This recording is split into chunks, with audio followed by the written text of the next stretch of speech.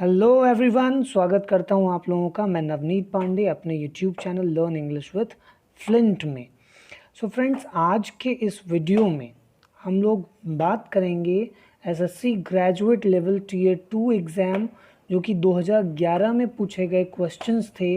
उन्हीं क्वेश्चंस में से जो एक्टिव पैसिव वॉइस के क्वेश्चंस पूछे गए हैं, तो उन एक्टिव पैसिव वॉइस के क्वेश्चंस हम लोग डिस्कस करेंगे। मेरे बहुत सारे स्टूडेंट्स ने मुझे कॉल किया और मुझसे बोला कि सर एक्टिव पैसिव वॉइस का हमें एक्सरसाइज चाहिए। तो इसके लिए मैंने सोचा कि सीजीएल टीयर 2 से अच्छा कोई भी क्वेश्चन पेपर नहीं होगा जिससे हम एक्सरसाइज कर सकते हैं। तो आज दोस्तों, इस हमारे आज के वीडियो में हम लोग उन्हीं क्वेश्चंस की एक्सरसाइज करेंगे जो सीजीएल टीयर 2 एग्ज़ाम 2011 में पूछे गए थे। ठीक है, सो चलिए अब उन क्वेश्चंस को हम वन बाय वन करके देखते हैं। So let's get started people. So देखिएगा, इसमें जो हमारा पहला क्वेश्चन था, वो पहला क्वेश्चन कह रहा है, आप देख सकते हैं, आप चेक कर सकते हैं। मैं तो रिक्वेस्ट करूंगा कि आप अपने साथ सीजीएल टीयर 2 के लिए 2011 का जो प्रश्न पत्र है आप डाउनलोड करके अपने साथ रख सकते हैं, which is really going to help you a lot. So उसमें 106 से लेके 125 तक जो भी क्वेश्चंस पूछे गए हैं वो सारे के सारे क्वेश्चंस एक्टिव पैसिव वॉइस से पूछे गए हैं। तो इसमें जो हमारा पहला क्वेश्चन पूछा गया था, वो पहला क्वेश्चन कह रहा है, our task had been completed before sunset. Yes, तो ये है हमारा पहला क्वेश्चन, कह रहा है our task had been completed before sunset. ये है हमारा पैसिव वॉइस और इसको आपको एक्टिव में बदलना था और 4 ऑप्शन आपको दिए गए थे। ए ऑप्शन था we completed our task before sunset, B option था we have completed our task before sunset, C option था आपका we complete our task before sunset और डी ऑप्शन था आपका we had completed our task before sunset. तो इसमें से क्या लगता है आपको, कौन सा सही जवाब है? सो फ्रेंड्स, इसके लिए मैं चलिए एक चीज़ कर लेते हैं कि पहले आप लोग इसका आंसर देंगे, उसके बाद मैं इसका आंसर दूंगा। ठीक है, तो चलिए मैं इसके लिए 5 सेकंड आपको देता हूं, आप जल्दी से बताइए our task had been completed before sunset में कौन सा आंसर सही होगा, ए, बी और सी और डी। यस माय फ्रेंड्स, जल्दी करिएगा। Okay, time is up. चलिए अब मैं बता देता हूँ, देखते हैं कितने लोग आप में से सही किए हैं। अब देखिए क्वेश्चन कह रहा है our task had been completed before sunset. तो देखिए सीजीएल टीयर 2 का क्वेश्चन पेपर आप सॉल्व कर रहे हैं, तो मैं ये मान के चल रहा हूँ कि आप एक्टिव पैसिव जानते हो। ठीक है, केवल हमें उसकी प्रैक्टिस करनी है, उसके लिए हम केवल आंसर यहाँ पे बता पाएंगे। और टेंशन मत लीजिएगा, एक्टिव पैसिव अगर आपको प्रॉब्लम कर रहा है तो एक्टिव पैसिव के लिए हम स्पेशल क्लास भी जल्द से जल्द लेके आएंगे। ठीक है, सो देखिए सेंटेंस कह रहा है our task had been completed. So had been जो है वो हमेशा पास्ट परफेक्ट में यूज़ किया जाता है, तो पास्ट परफेक्ट के पैसिव में हैड बीन यूज़ किया जाता है, तो उसके एक्टिव में आप केवल हैड देखेंगे। तो इन चारों में से देखिए हैड किस में यूज़ किया गया है। पहला देखिए कह रहा है we completed our task before sunset, दूसरा कह रहा है वी हैव कंप्लीटेड। सो पहले दूसरे नहीं हो सकते। वी कंप्लीटेड ये भाई पास्ट इंडेफिनिट में कह रहा है, ये भी नहीं हो सकता। अगर डी ऑप्शन की बात करें हम लोग, तो डी ऑप्शन में कह रहा है we had completed our task before sunset. तो इस तरीके से डी ऑप्शन हमारा इस क्वेश्चन के लिए सही माना जाएगा। ओके, सो चलिए जितने लोग इस ऑप्शन को सही टिक किए थे उनको कॉन्ग्रेचुलेशंस, और जो नहीं किए थे डोंट वरी मैन, अभी बहुत सारे क्वेश्चंस हैं, हम दूसरे क्वेश्चन में सही करेंगे। ठीक है, चलिए नेक्स्ट क्वेश्चन देख लेते हैं। अब जो हमारा क्वेश्चन नंबर 107 है वो कह रहा है the boy laughed at the beggar. So the boy laughed at beggar. So यहाँ पे देखिए ट्रिकी इंग्लिश, क्योंकि भाई कॉम्पिटिटिव एग्जाम की तैयारी कर रहे हैं, जितना जल्दी हो सके हमें आंसर लाना है। सो इसके लिए 4 ऑप्शन दे रहा है। A beggar was laughed by the boy, दूसरा कह रहा है the beggar was being laughed by the boy, तीसरा कह रहा है the beggar was being laughed at by the boy, और चौथा कह रहा है the beggar was laughed at by the boy. तो इसमें से आपको बताना है कि कौन सा आंसर सही है। फिर से देख लेते हैं। देखिएगा क्वेश्चन कह रहा है the boy laughed eight beggar। So question दिखाई दे रहा है, ये पास्ट इंडेफिनिट में क्वेश्चन है कि नहीं। सो पास्ट इंडेफिनिट का क्वेश्चन है, तो पास्ट इंडेफिनिट में अगर आपको याद हो तो पैसिव बनाते समय हम पास्ट इंडेफिनिट में या तो वॉज वर यूज़ करते हैं और उसके साथ थर्ड फॉर्म का यूज़ करते हैं। सो अब देखिएगा कहाँ पे वॉज वर के साथ थर्ड फॉर्म का यूज़ किया गया है। पहला ऑप्शन देख लेते हैं, the beggar was लाव्ड bye the boy. देखिए लाव्ड एट है तो पहला तो एकदम नहीं होगा, दूसरे में वॉज बीइंग कह रहा है, दूसरा एकदम नहीं हो सकता, तीसरे में भी वॉज बीइंग कह रहा है, तीसरा भी नहीं हो सकता। डी ऑप्शन देखिए, डी ऑप्शन में कह रहा है the beggar was laughed at by the boy. तो इस तरीके से डी ऑप्शन जो है हमारा अप्रोप्रिएट बैठता है। सो 107वें का जो आंसर होना है वो डी होना है। ठीक है, आशा करता हूँ आपको समझ में आ गया। चलिए नेक्स्ट देख लेते हैं। नेक्स्ट क्वेश्चन है हमारा 108 क्वेश्चन है और क्वेश्चन कह रहा है the government has launched a massive tribal welfare programme in Jharkhand. So ये है हमारा क्वेश्चन। अब यहाँ पे भी फिर से देखिएगा, द गवर्नमेंट हैज़ लॉन्च्ड। अब इसके लिए 4 ऑप्शन दे रहा है। पहला कह रहा है a massive tribal welfare program is launched by the government in Jharkhand. B कह रहा है a massive tribal welfare program has been launched by the government in Jharkhand. तीसरा कह रहा है Jharkhand government has launched a massive tribal welfare program. और चौथा कह रहा है the government in Jharkhand has launched a massive tribal welfare. तो यहाँ पे आपको बताना है कि कौन सा अप्रोप्रिएट आंसर होगा। सो क्वेश्चन कह रहा है the government has launched a massive tribal welfare programme in Jharkhand. So देखिए हैज़ है तो आप जानते ही हो कि हैज़ मतलब प्रेजेंट परफेक्ट, और प्रेजेंट परफेक्ट को अगर आप पैसिव में बदलते हैं तो हैज़ बीन में यूज़ किया जाता है या हैव बीन में होगा अकॉर्डिंग टू द सब्जेक्ट। तो इसमें जो हमारा ऑब्जेक्ट होता है वही तो सब्जेक्ट बनता है। तो हमारा देखिए यहाँ पे ऑब्जेक्ट क्या है, a massive tribal welfare program, यही हमारा ऑब्जेक्ट है।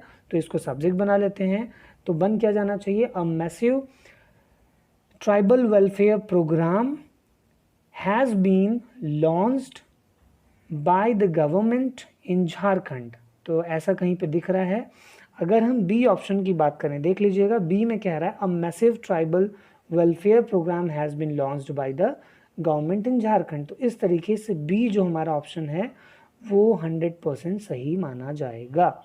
ओके, तो आशा करता हूँ आपको 108 क्वेश्चन भी समझ में आ गया। अब चलते हैं 109 की तरफ। तो जो हमारा 109 क्वेश्चन है वो कह रहा है the boy were playing cricket. बहुत सिंपल सा क्वेश्चन है, the boys were playing cricket. अब इसमें ऑप्शन कह रहा है cricket had been played by the boys, B option कह रहा है cricket has been played by the boys, C option कह रहा है cricket was played by the boys, और डी ऑप्शन कह रहा है cricket was being played by the boys. अब आपको बताना है कि इसमें से कौन सा सही ऑप्शन है।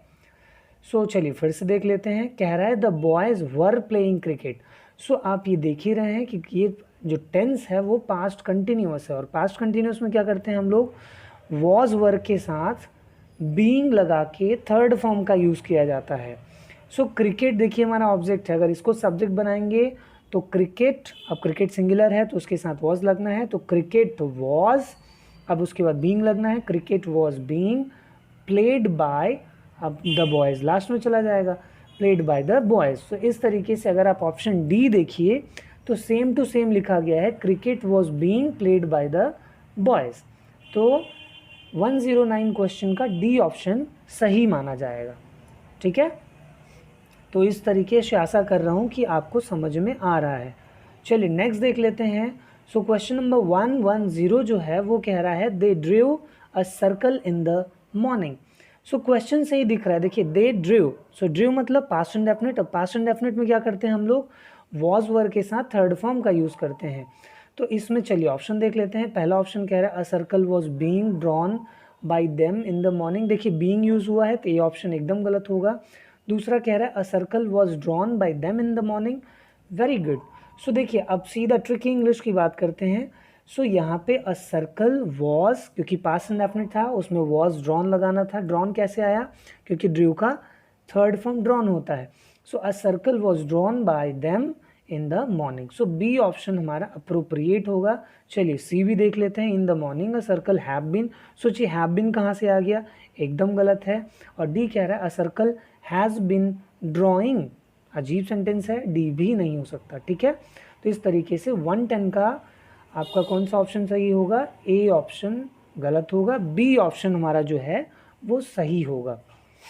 चलिए अब नेक्स्ट बात कर लेते हैं हमारे क्वेश्चन नंबर 111 की। अब क्वेश्चन नंबर 111 क्या कह रहा है, they will demolish the entire block.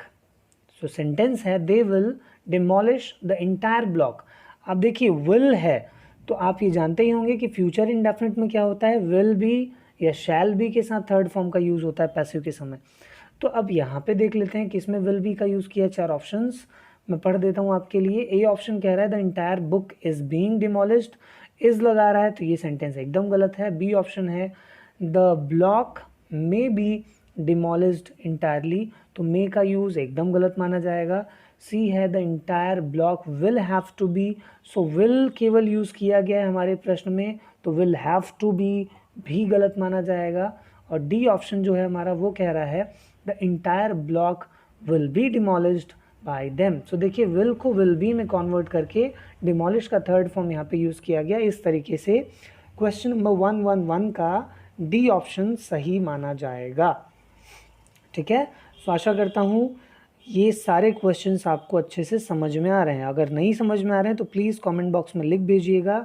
मैं जल्द से जल्द एक्टिव पैसिव वॉइस के भी पूरे के पूरे रूल्स एंड रेगुलेशंस आपको एक नए वीडियो में समझाने की कोशिश करूँगा। ठीक है, चलिए अब नेक्स्ट क्वेश्चन देख लेते हैं। सो क्वेश्चन नंबर 112 है। क्वेश्चन नंबर 112 कह रहा है the burglar destroyed several items in the room even the carpet has been torn.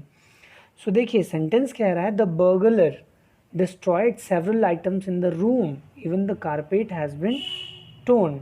Torn का मतलब क्या होता है दोस्तों, टीयर का थर्ड फॉर्म टोर्न होता है, ये याद रखिए, टीयर टोर टोर्न।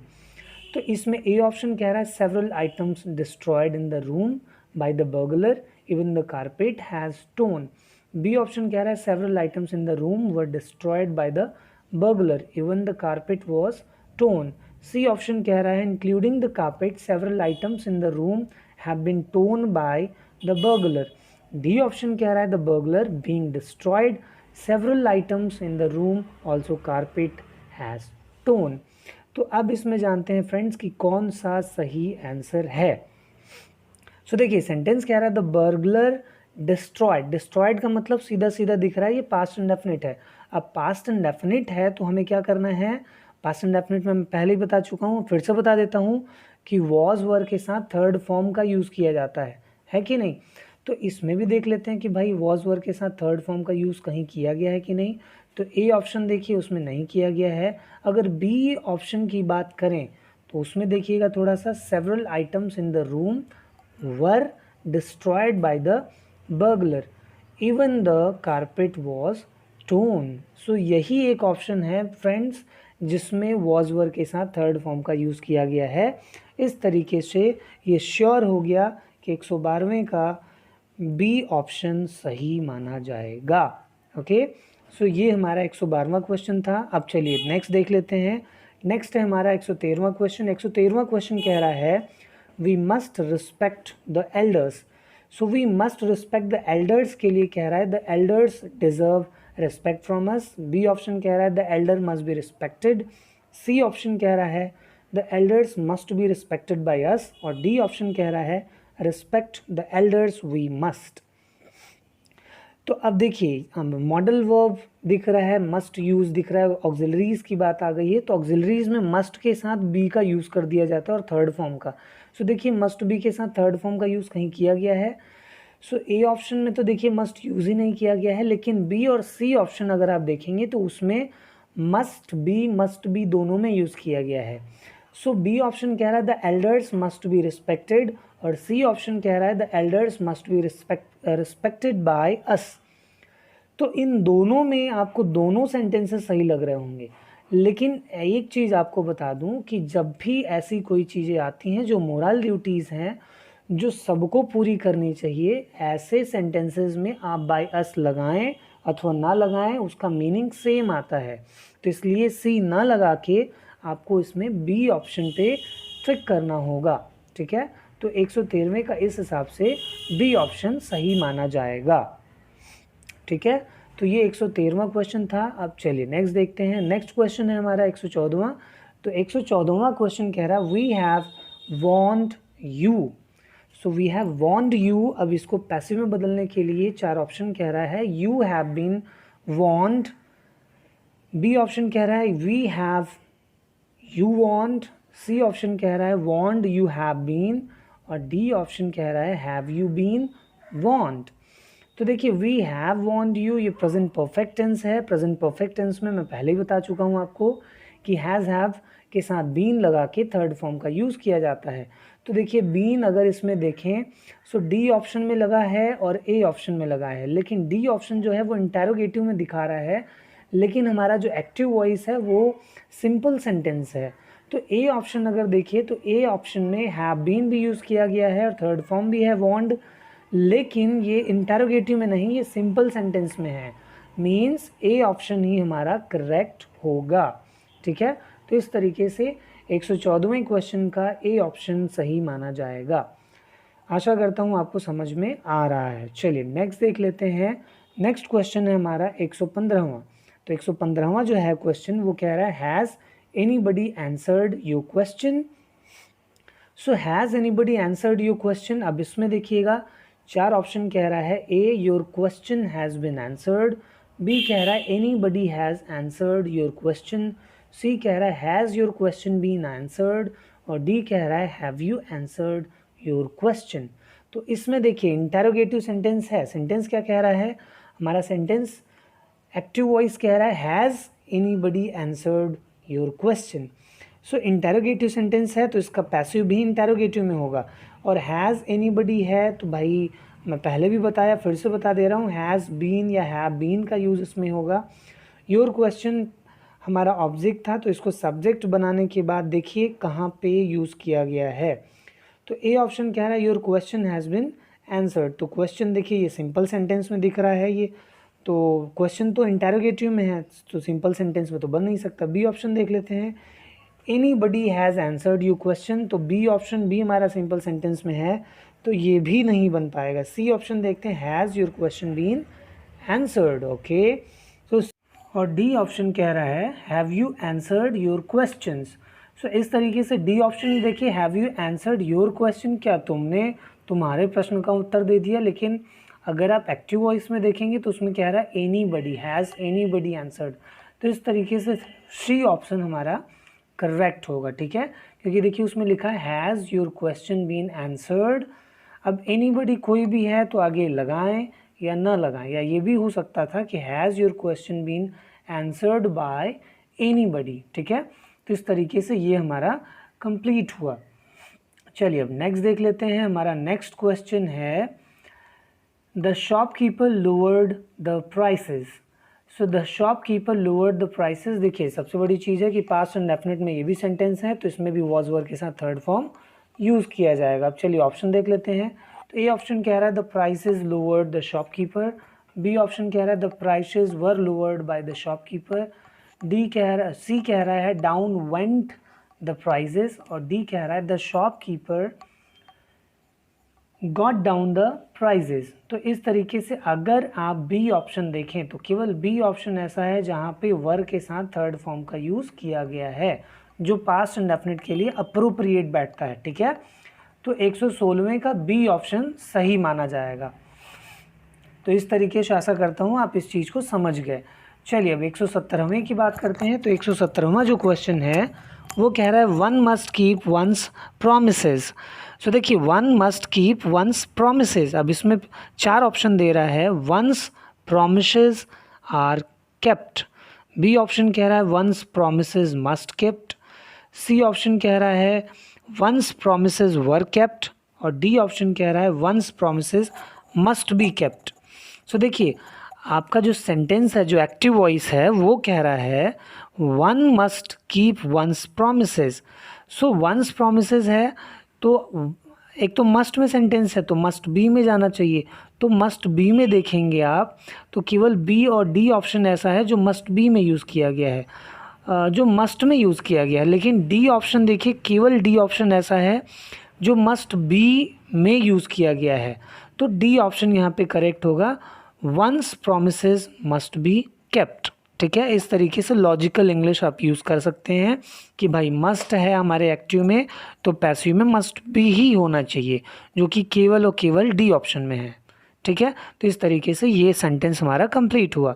चलिए नेक्स्ट देख लेते हैं। तो नेक्स्ट है हमारा 118th क्वेश्चन है, और the question is the government has not approved the new drug for sale. So देखिए हैज़ नॉट अप्रूव्ड है, तो यहाँ पे भी हैज़ हैव के बाद मैंने आपको बताया कि बीन का यूज़ हो जाएगा। ठीक है, तो चलिए देख लेते हैं कि कौन सा ऑप्शन सही है। तो ए ऑप्शन कह रहा है the government approved for the sale of the new drug has not been given. B option कह रहा है the new drug has not been approved for sale by the government. C option कह रहा है for the sale of the new drug we have not been given the approval. और D option कह रहा है the new drug was not approved by the government.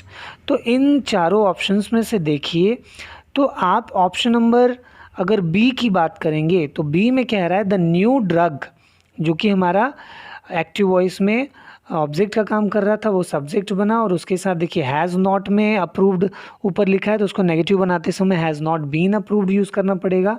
देखिए यहाँ पे यूज़ भी किया है। फिर आगे जो अदर वर्ड्स हैं like for sale by the government, तो इस तरीके से बी ऑप्शन जो है हमारा वो अप्रोप्रिएट माना जाएगा। ठीक है, और डी ऑप्शन में देखिए वॉज वर्ड का यूज़ कर रहे हैं, और सी ऑप्शन में देखिए फॉर द सेल सबसे पहले यूज़ कर दिए हैं, और ए ऑप्शन में देखिए द गवर्नमेंट इसको पैसिव में बना ही नहीं रहे हैं, डायरेक्टली एक्टिव को एक्टिव में ही रख रहे हैं। तो इस तरीके से यहाँ पे गलती थी और बी ऑप्शन करेक्ट माना जाएगा। ठीक है, चलिए अब नेक्स्ट देख लेते हैं। सो 119th जो क्वेश्चन है वो कह रहा है they have published all the details of the invention. So they have published है, तो देखिए हैव जो है तो हैव के साथ हैव जो है हैव हैज़ या बीन के साथ यूज़ होगा according to the subject. So of the invention है, सो देखिए सेंटेंस है they have published all the details. अब ए ऑप्शन कह रहा है all the details of invention have been published by them. B option कह रहा है the publication of the details of invention was done by them. C option कह रहा है all the details have been invented by the publishers. और D option कह रहा है all the inventions have been detailed by them. So इसमें देखिए A option की बात करते हैं। ए ऑप्शन कह रहा है ऑल द डिटेल्स, यही हमारा ऑब्जेक्ट था तो ये सब्जेक्ट बन गया। ऑल द डिटेल्स क्योंकि प्लूरल नंबर है तो उसमें all the details of invention के बाद देखिए क्या लिखा है हैव बीन, क्योंकि प्लूरल फॉर्म था तो हैव लग गया। हैव बीन पब्लिश्ड, अब किसके द्वारा, दे है तो देखो उसने ऑब्जेक्ट में बदल दिया, देम में बदल दिया, तो देख लीजिएगा। तो ए ऑप्शन इस तरीके से 100% करेक्ट माना जाएगा। ठीक है, तो ये था हमारा 119th क्वेश्चन। चलिए 128 की बात करते हैं। 128 क्वेश्चन जो है वो कह रहा है ही टीचेज अस ग्रामर। सो ही टीचेज अस ग्रामर, कितना सिंपल सेंटेंस है। सोचिए ये एसएससी सीजल, मुझे लगता है इससे सिंपल सेंटेंस एसएससी में पूछा ही नहीं गया होगा। ही टीचेज अस ग्रामर, सो अस जो है हमारा वो ऑब्जेक्ट है, तो अस को हम अगर सब्जेक्ट में बदलेंगे तो वी हो गया। और टीचर्स है प्रेजेंट इंडेफिनिट, और प्रेजेंट इंडेफिनिट में क्या यूज़ करते हैं, इज एम आर के साथ third form. So we are taught grammar किसके द्वारा, ही लिखा है तो बाय हिम कर देंगे। और अगर ऑप्शंस में देखेंगे we are taught grammar by him, तो बी ऑप्शन जो है वो हमारा करेक्ट माना जाएगा। ठीक है, सी ऑप्शन देख लीजिए उसमें विल बी का यूज़ कर दिया गया है जो फ्यूचर में यूज़ हो जाता है। डी ऑप्शन में टीज्ड एक वर्ड यूज़ किया है जो इंग्लिश में टीज्ड वर्ड है ही नहीं। ए ऑप्शन में वॉज यूज़ कर दिया, वॉज तो भाई पास्ट इंडेफिनिट में यूज़ करते हैं, इसलिए बी ऑप्शन जो है हमारा वो अप्रोप्रिएट माना जाएगा। चलिए अब 121 की बात करते हैं। तो 121 है the manager could not accept the union leaders proposals. इसके लिए 4 ऑप्शन कह रहा है the union leaders proposals could not be accepted by the managers. B कह रहा है the union leaders proposal were not accepted by the manager. C कह रहा है the union leaders proposals will not be accepted by the manager. और D कह रहा है the union leaders proposals would not be accepted by the manager. अब इसमें देखिएगा द मैनेजर कुड है, कुड नॉट दिया है तो कुड के साथ अगर पैसे में कुड को बदलना है तो कुड नॉट बी यूज़ कर देंगे। तो चलिए देखते हैं कुड नॉट बी किस में यूज़ किया है। देखिए पहले में यूज़ किया है, दूसरे में तो वर यूज़ कर दिया, दूसरा एकदम गलत है, तीसरे में विल यूज़ कर दिया वो भी गलत है, और चौथे में वुड नॉट यूज़ किया है, डी भी गलत है। तो इस तरीके से ए ऑप्शन जो है वो अप्रोप्रिएट माना जाएगा, जो कि the union leaders proposal could not be accepted by the manager, यही सेंटेंस है और यही हमारा राइट आंसर है। ठीक है, सो 121 ख़त्म हो चुका है। अब चलते हैं 122 की तरफ। सो 122 जो क्वेश्चन है वो कह रहा है prepare yourself for the worst. ये सेंटेंस देखिए कुछ मज़ेदार है, prepare yourself for the worst. अब इसके लिए ऑप्शंस कह रहा है you be prepared for the worst, B option कह रहा है the worst should be prepared by yourself, C option कह रहा है be prepared for the worst, और डी ऑप्शन कह रहा है for the worst preparation should be made by you. So देखिए prepare yourself for the worst. अब यहाँ पे अगर सी ऑप्शन देखें तो सी ऑप्शन में कभी कभी हम स्पोकन में भी ऐसा यूज़ करते हैं, बी प्रिपेयर्ड, कि तैयार हो जाइए। ठीक है, किस चीज़ के लिए? फॉर द वर्स्ट, सबसे बुरा होने के लिए। ठीक है, तो इस तरीके से 122 का सी ऑप्शन जो है वो करेक्ट माना जाएगा। इतना सिंपल क्वेश्चन था। चलिए 123 का एग्जाम्पल देखते हैं, उसमें क्या कह रहा है। तो एक्टिव दिया है please shut the door and go to sleep. तो सेंटेंस है please shut the door and go to sleep. अब इसमें 4 ऑप्शंस हैं, the door is to be shut and you are to go to sleep. B option है let the door be shut and you be asleep, और C option है you are requested to shut the door and go to sleep, और D option है the door is to be shut and you are requested to sleep. तो देखिए please shut the door, तो shut the door के साथ please word use किया गया है, तो प्लीज़ एक रिक्वेस्ट है। और अगर आप इन 3-4 ऑप्शंस में से देखें तो तीसरा ऑप्शन जो है उसमें रिक्वेस्ट की बात कर रहा है कि you are requested to shut the door and go to sleep. तो इस तरीके से ये सी ऑप्शन ही सही माना जाएगा। कुछ लोग ये सोचते होंगे सर डी में भी तो वही लिखा है, तो लेकिन मेरे भाई आप ये देखो प्लीज़ शट द डोर, लेकिन डी में ऑप्शन में कह रहा है you are requested to sleep, तो स्लीप के लिए रिक्वेस्ट नहीं किया गया है, डोर बंद करने के लिए रिक्वेस्ट किया गया है। ठीक है, इस तरीके से ये सिंपल सा सेंटेंस था। चलिए 124 की बात करते हैं। 124 जो क्वेश्चन है उसमें कह रहा है it is impossible to do this. So it is impossible to do this के लिए 4 ऑप्शंस हैं, doing this is impossible, B option कह रहा है this is impossible to be done, C option कह रहा है this must not be done, और डी ऑप्शन कह रहा है this can not be done. तो इसमें देखिए अगर आप ए सी और डी ऑप्शन की बात करें तो इसमें देखिए अजीब आपको लिखेगा, पहला ए ऑप्शन है डूइंग दिस इज़ इम्पॉसिबल, इसमें थर्ड फॉर्म यूज़ ही नहीं किया गया है, और एक्टिव पैसिव आप जानते ही हैं पैसिव मतलब थर्ड फॉर्म, तो ये ऑप्शन तो एकदम गलत है। अगर सी की बात करें तो देखिए वो मस्ट में लेके जा रहा है, मस्ट नॉट बी डन, वो भी अजीब सेंटेंस बन रहा है। डी की बात करें के नॉट में लेके चला गया। इस तरीके से अगर बी सेंटेंस की बात करें तो बी कह रहा है this is impossible to be done, तो ये सेंटेंस जो है वो अप्रोप्रिएट माना जाएगा। इस तरीके से 124 ख़त्म हो गया। चलिए नेक्स्ट देख लेते हैं। 125 है we must take care of all living species of earth. So देखिए मस्ट टेक केयर है तो मस्ट टेक केयर को पैसिव बनाते समय क्या हो जाएगा, must be taken care. So must be अगर देखिए आप ए ऑप्शन देखिए, सी ऑप्शन देखिए और डी ऑप्शन देखिए तो उसमें आपको कहीं भी मस्ट वर्ड यूज़ ही नहीं किया गया है, लेकिन बी ऑप्शन देखिए all living species of earth must be taken care of by us. तो इस तरीके से जो बी ऑप्शन था वो इतना सिंपल, आप ट्रिकी इंग्लिश यूज़ करके इसको 2 मिनट में सॉल्व कर सकते हैं। तो इस तरीके से इस सीजीएल एग्ज़ाम में जितने भी क्वेश्चंस एक्टिव पैसिव को रिलेट करके आए थे, आज हम लोग उन सारे क्वेश्चंस की डिटेल में चर्चा की और मैं आशा करता हूँ कि आपको ये सारे क्वेश्चंस समझ में आ गए। और अगर आपका कोई फ्रेंड है जिसको वनडे एग्ज़ाम की प्रिपरेशन करनी है, ऑनलाइन फ्री प्रिपरेशन करना है, तो प्लीज़ उनको भी ये चैनल रिक्वेस्ट करिए, शेयर करिए और सब्सक्राइब कर दीजिए, और उनसे भी सब्सक्राइब करवा लीजिए ताकि उनको भी हमारे नए वीडियोस मिलते रहें। सो अब आज के लिए that's all people, thank you so much. जल्द मिलेंगे एक नए motivational, knowledgeable and educational video के साथ. Till then, bye bye, take care and love you all. Thank you so much everybody.